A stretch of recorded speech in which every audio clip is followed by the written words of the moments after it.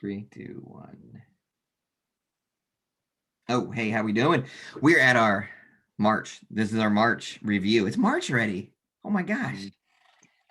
We're a month from what normally is tax day, but I believe they extended it to July again, I think. July? I'm done Yeah, with it. so I submitted I'm done with all that. Move on. I don't got time for that. I get angry and move on. Done. Taxes are over. very nice, Um, very nice. yeah. So the most important question for you then is excluding Ohio State. I know you're kind of an Ohio State guy. Who do you got winning the tournament? You know, so I'm pulling for the Zags. I would love to see an undefeated season. I think that would be really cool. And it hasn't happened since like 1973 or something like that. So 76. Okay. So Which, it by the happened. way, is the last time Kentucky and Duke missed the tournament at the I same heard time. that. I heard that nugget. So they can do all three of those in one year. It'd be pretty bizarre. It'll be weird. Um, Yes. I don't know, man. There's some good teams in the Big Ten. Illinois and Michigan are both really good. So it'll be fun. But yeah, I'll be pulling for the for Gonzaga. Gonzaga. Yeah, All right. just like your bro.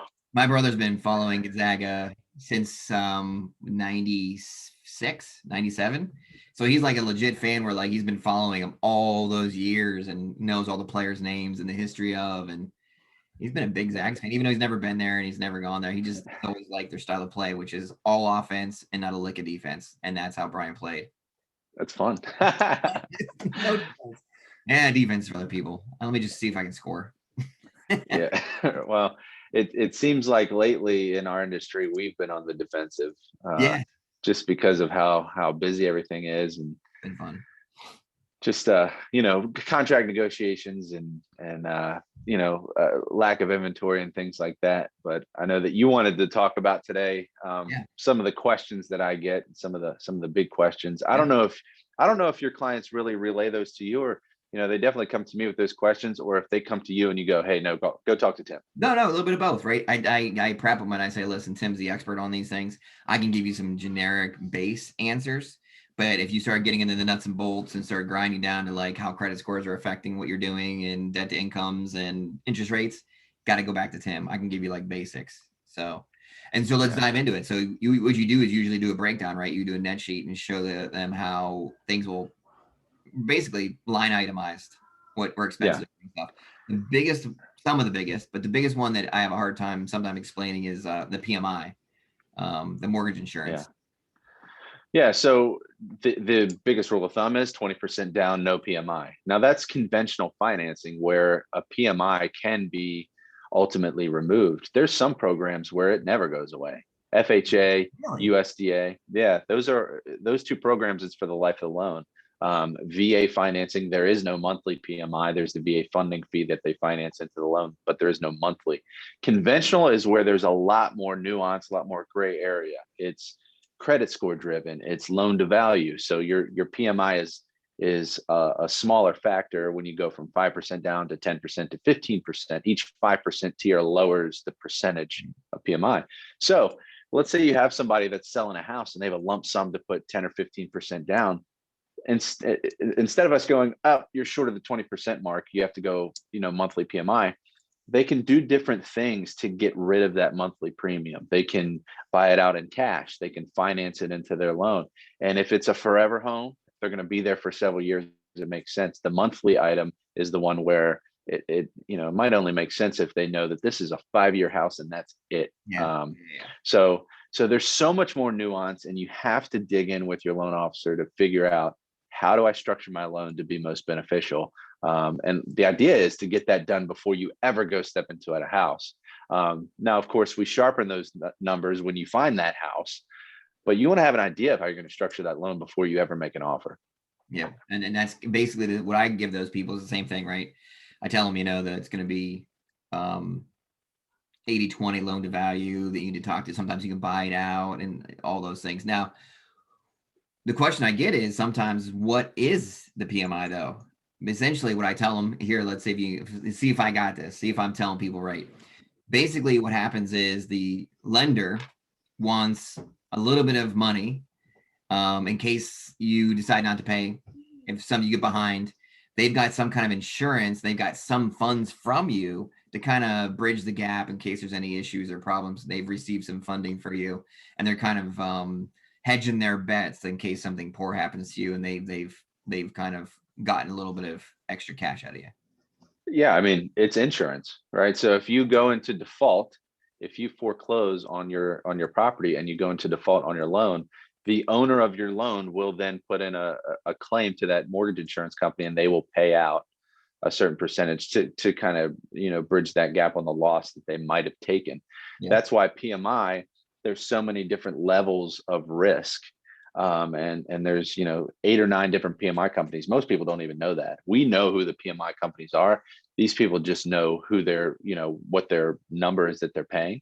So that company is the one that is going to be called to say, hey, this person defaulted, and they put in that insurance. So it's all about, there's risk because this person didn't put enough skin into the game, which is industry wide has been deemed 20%. So to mitigate that risk, we're going to have to put a portion of your payment aside per month as an insurance policy in case you go into default. Yeah, that's kind of it works. I mean, sometimes, like you said, the big thing I talk to them about too is when I sit down, the first thing in my question is always, this is a 3-year house, a 5-year house, or a 20-year house, 10-year house. And then and then I try to equip them with better questions for you once we get them your way. Yeah. So Yeah. that's the one I get all the time. Cash to close. That's when I get all the time. So cash to close is usually the left-hand side, very at the bottom, highlighted yellow. Mm-hmm. Cash to Yeah. close, a lot of the lot goes into it. I'm not as helpful with my people with that one. Well, you have programs that require down payment and you have programs that don't. So on a VA or a USDA, the idea is that you can finance 100% of the sales price. That has nothing to do with closing costs. Closing costs is a separate conversation. So even on a loan where, let's say it's a $300,000 sales price, you're putting no money down, you still might come to the table with $12,000, $13,000, whatever, if you get no help from the seller to pay for your closing costs, which is happening a lot right now because it's so competitive. On an FHA or a conventional where you have a down payment, that bottom line is going to have your down payment plus closing costs lumped into one figure, because all you really care about is, what am I bringing to the table? Now, we itemize it so you can see every fee, every portion of that number and where it's going. But the biggest concern is, am I bringing 50 grand to the table or not? What is it? 45, 50, 55? I need to know. So that's what that bottom line number is, down payment plus closing costs. You got to understand that before you ever make an offer, for sure. Yeah, because we're not seeing sellers are not doing closing out. It's more and more rare. If a house has been sitting for a while, sometimes you can. But usually when it's sitting, there's a reason. So I think we're seeing more allowances than we are closing help these days, like a carpet allowance, window allowance. I've seen some of those more so than closing help, unfortunately. I would love to dig into my files from the last 4 years and see the percentage of purchase transactions that received closing help and how that changed over the last few years, really over the last 18 months. Yeah. How it just fell off a cliff. And not however many transactions had closing help at all, but how 4 years ago it went from, USDA borrowers were getting their deposit back at closing because they were getting the seller to pay every dime of their closing costs, whereas now they're not getting any. So I would love to see that data and how that line graph would shake out. I mean, it has fallen off a cliff, and it's just because of how competitive things are. That's the first thing that falls off the cutting room floor is, hey, I'm a seller. I don't have to give closing help. I'm selling this house for top dollar. I don't have to pay your closing costs. You're going to have to pay them yourself. Another reason for that too is because if we're seeing this as well as appraisals, like for the most part, appraisals have been following along with this rise in prices, but every once in a while, like you'll see a little bit of adjustment, a little bit of, hey, we're not appraising this. And if you're not paying any closing help, the seller has already done everything he can to make as much money as he or she can, which is another reason why we're not seeing a lot of closing help as well, because they're maximizing that profit. Yeah. You just have to be careful. And I know you are, that if your client is making a $300,000 offer and they have 10 grand in closing costs, if you want to bump that sales price to 310, you just have to make sure that there's comps to appraise it. If not, you got to go, look, we're kind of handcuffed here.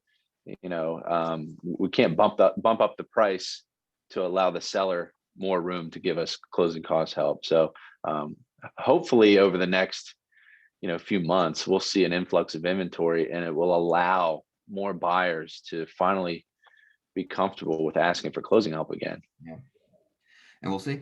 Yeah, you never know. A lot of Because stuff. some need it. We need home ownership in that space where it takes a lot for a young person or even somebody who recently started that higher paying job to save $8, $10, $15,000. It takes a long time.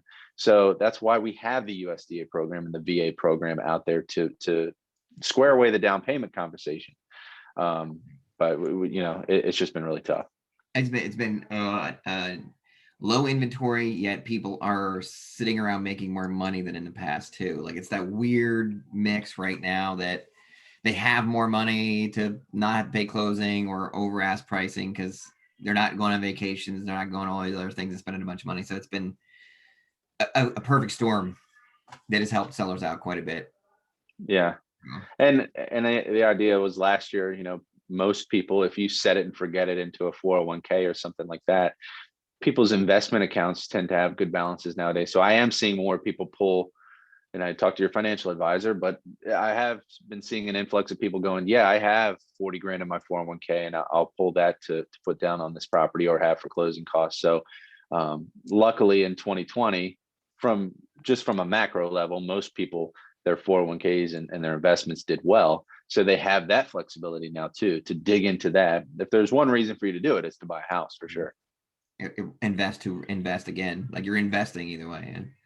And rates, I get that question a lot too. How are we looking right now with rates? People warn everybody, don't panic. How are the rates? So in the last 3 or 4 weeks, we've seen about a 0.5% increase in interest rates across the board. But we're back to basically pre-pandemic levels, which, a year ago, roll back the tapes. We said that interest rates were low because they are. Yeah. So if you still get a rate in the low threes or, a government, you're teetering right around 3%, you could maybe buy some points and still get into the twos. You got to be thankful for that. However, over the next couple months, we are expecting them to continue to rise. And I'm gonna get real technical right now, so bear with me. Do it. When you look at inflation numbers, you always look at the inflation numbers for the month prior and how it equates, or how it compares rather, to the year prior. So the April inflation numbers are going to be comparing March 2020 to March 2021. As you know, that's the month that things shut down last year. Way throw them off. So what's going to happen is the May inflation numbers, when you look April to April, whereas this April, things probably are going to be back to normal. Our economy's doing well. Last April, things were just a what show. The inflation numbers are going to be daunting. And I think that that's going to pump rates up again. Everything that I'm reading is, I've said it into this ring before that inflation's bad for interest rates. That's going to be tough. So we might have another spike in interest rates. So if you're on the fence about refinancing, I would call now. The purchase market, you can a lot of times withstand a 0.25% increase in your payment because rates are still good.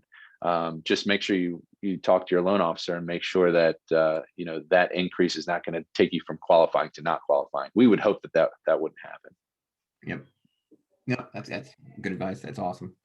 So you got the PMIs, we got the interest rates, clear to closing, or the cash to close. Those are always the big ones.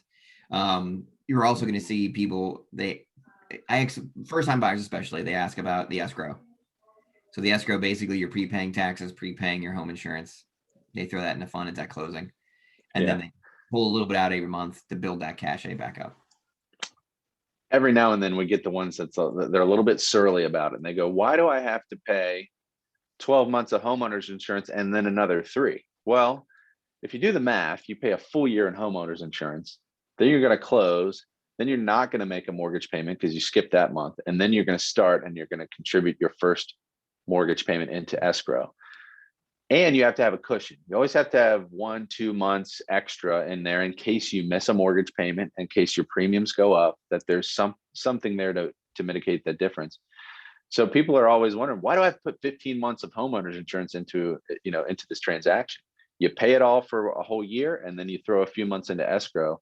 And it should make sense when you go, all right, well, I'm going to make 10 mortgage payments by the time it's due next time. So, and we literally can't keep too much money in your homeowner's insurance and property taxes. If your levels are inflated, that money comes back to you. Yeah, at the end of the year, right? Yeah, they do an escrow analysis, and if you have too much money in there, it'll send it back to you. If it's deficient, they'll ask you to bump up your payment or pay a lump sum or something. Yep, and that's it. Those are the questions I've been getting the most of. So that's good. And hopefully we do a good job of preparing our people so when they come to you, they at least have some kind of base knowledge. We don't have the usual questions, but hopefully enough startup information that you can get into the nuts and bolts and details that you need instead of going over basics.